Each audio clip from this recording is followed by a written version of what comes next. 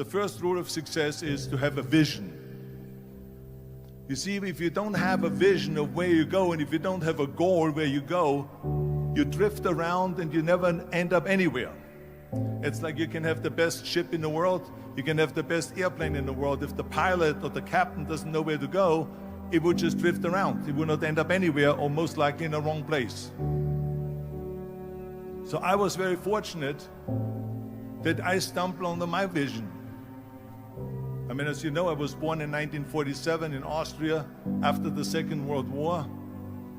And I didn't really like Austria when I grew up. I couldn't wait to get out of there.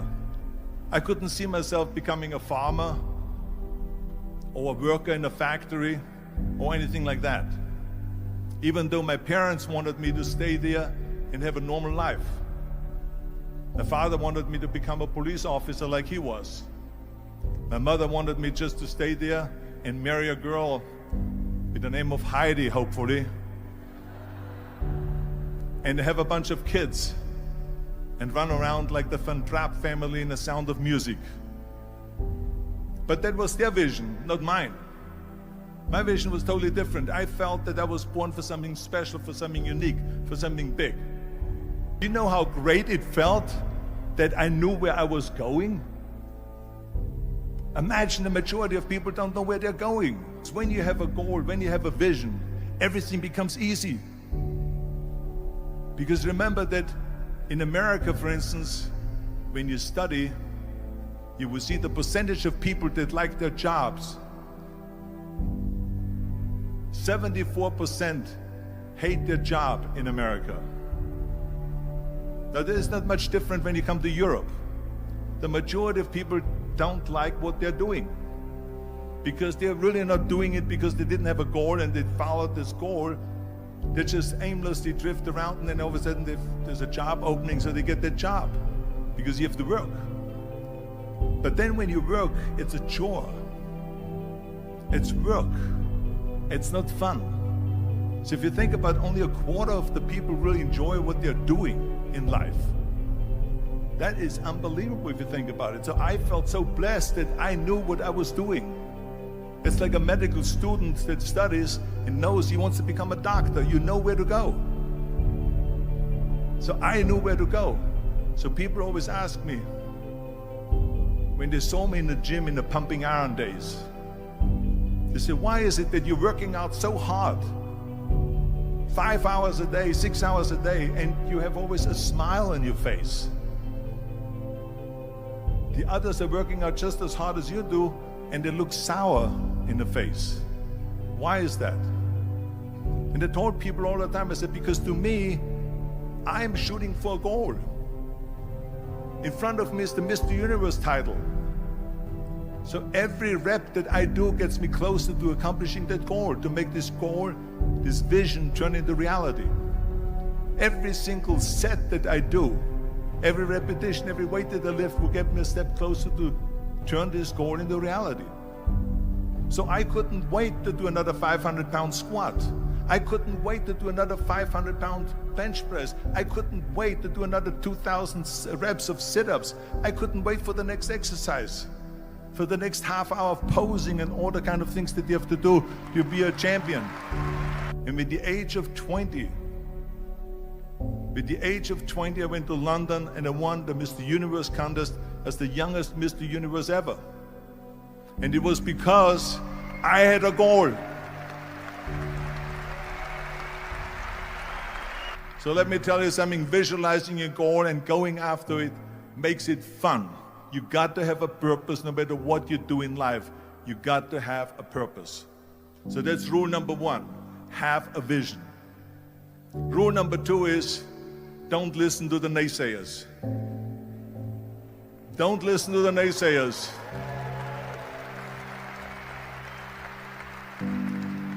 Everything I ever did, the thing that I heard out of people's mouth was, that's impossible. That can't be done. Or no. So whenever someone said to me, it can't be done, I heard it can be done. When they said no, I heard yes. And when they said it's impossible, I heard it is possible. I'm a strong believer of what Nelson Mandela said, that everything is always impossible until someone does it. Well, I'm going to be the one, I said to myself, I'm going to do it and I'm going to show it to them. Maybe it has never been done before. That's perfectly fine with me. But I'm going to do it. And I did not listen to the naysayers. The next thing, the third point that I'm going to make to you is, before we sit down with Jürgen and talk about the rest of the three, is work your ass off. There is no magic pill. There is no magic out there. You cannot get around. You have to work and work and work. And it drives me crazy when people say they don't have enough time to go to the gym for 45 minutes a day and work out, or to do something for 45 minutes to an hour a day to improve, if it is physically improve or if it is mentally to improve. Imagine you read 1 hour a day about history. How much you will learn after 365 hours in 1 year. Think about if you study about the history of musicians, of composers, how much you would know. Imagine if you would work on a business, on some business that you want to develop every day for an hour. Imagine how further along you will go and get. So it drives me nuts because when people say we don't have the time, we have 24 hours a day. We sleep 6 hours a day, so that gives you still 18 hours. And there's someone shaking their head out here in front. They say probably, I don't sleep 6 hours, I sleep 8 hours, right? Or just sleep faster.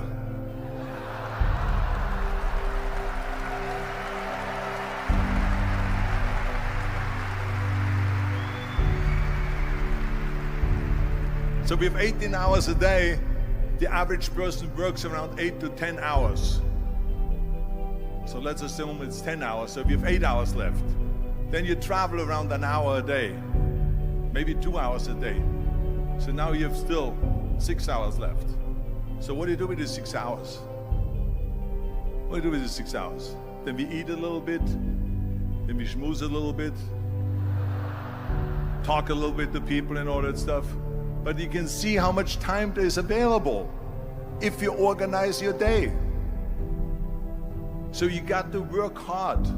I mean, let me tell you something. When I went to America, I went to college. I went and worked out 5 hours a day. And I was working on construction. Because in those days in bodybuilding, there was no money. I didn't have the money for food supplements or anything. So I had to go to work. So I worked on construction. I went to college. I worked out in the gym, and at night from 8 o'clock at night to 12 midnight, I went to acting class 4 times a week. So I did all of that.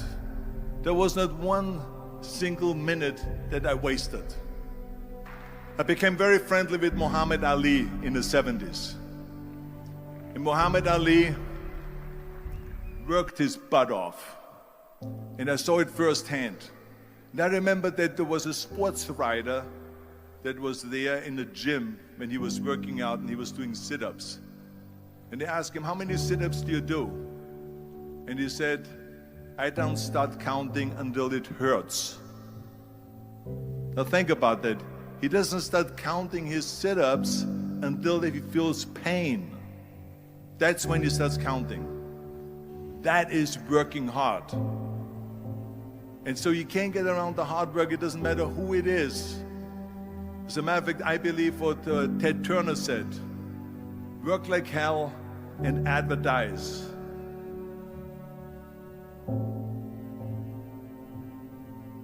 You get it? Work like hell, go to bed, and early to rise, work like hell and advertise. So you work your ass off, and then you let the world know about your work. That's what it is all about. Let people know. If you have a company, if you have a movie, if you do sports, work your ass off, but then advertise and let everyone know. I hate Plan B. And I tell you why. Because we have so many doubters, as I've said earlier, the no-sayers. We have so many of those people that say no and you can't do it, it's impossible. That is okay because we just turn off, as I said earlier, and we listen and we hear the no being a yes. You can't do it, you can do it, and all of that. So that is possible to do that amongst all the negative people around you. But when you start doubting yourself, that's very dangerous. Because now what you're basically saying is that if my plan doesn't work, I have a fallback plan, I have a plan B. And that means that you start thinking about plan B, and every thought that you put into plan B, you're taking away now that thought and that energy from plan A.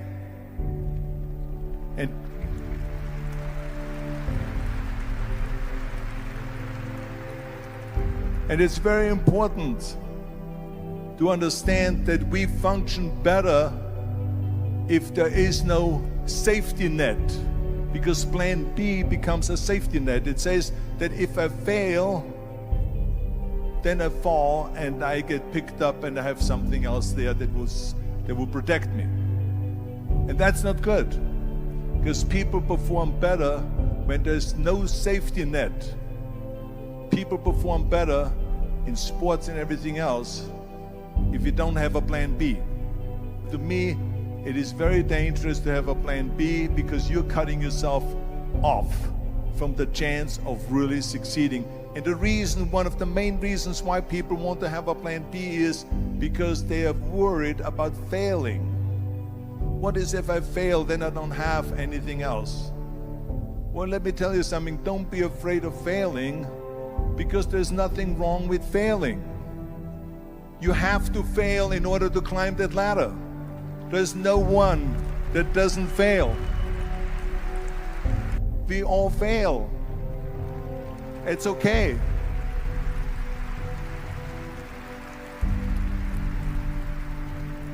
What is not okay is that when you fail, you stay down. Whoever stays down is a loser. And winners will fail and get up, fail and get up, fail and get up. You always get up. That is a winner. That is a winner. Hey, we all lose. We all have losses. This is okay. And this is why I say don't be worried about losing, because when you're afraid of losing, then you get frozen. You get stiff. You're not relaxed. You got to be, in order to perform well in anything, if it's in boxing or if it is on your job or with your thinking, is only happening when you relax. So relax. It's okay to fail.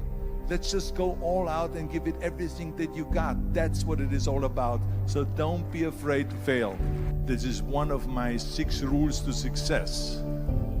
You can only feel complete as a person if you think about what can you do for your